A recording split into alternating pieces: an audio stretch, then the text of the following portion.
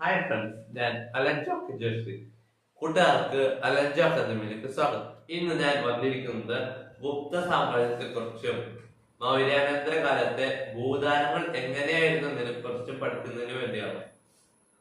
ഗുപ്ത സാമ്രാജ്യം ഈ 3-ാം നൂറ്റാണ്ടിനും 6-ാം നൂറ്റാണ്ടിനും ഇടയിൽ ഇന്ത്യയിൽ നിലനിന്നിരുന്ന ശക്തമായ സാമ്രാജ്യമായിരുന്നു ഗുപ്ത സാമ്രാജ്യം.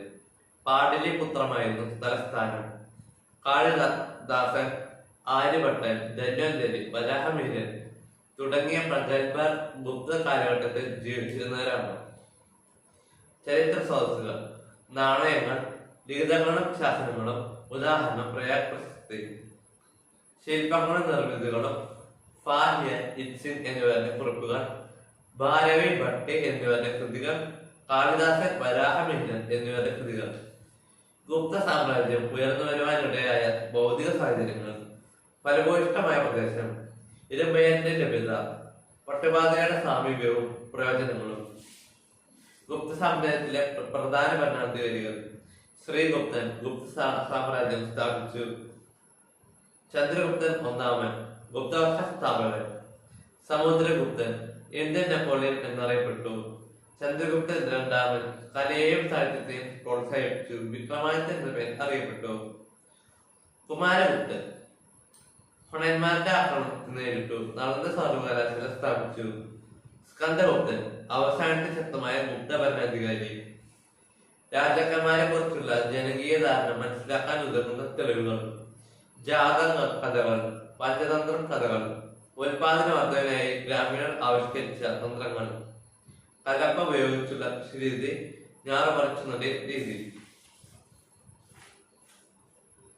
ജലസേചന മാർഗങ്ങളുടെ ഉപയോഗം, ഗ്രാമസമൂഹത്തിലെ വ്യത്യാസങ്ങൾ, ബുദ്ധമത പാരമ്പര്യ കഥകളിൽ പരാമർശിക്കുന്ന സാമൂഹിക വിഭാഗങ്ങൾ, വൻകിട ഭൂവുടമസ്ഥർ, ചെറുകിട കൃഷിക്കാർ, ഭൂരഹിതരായ കർഷക തൊഴിലാളികൾ.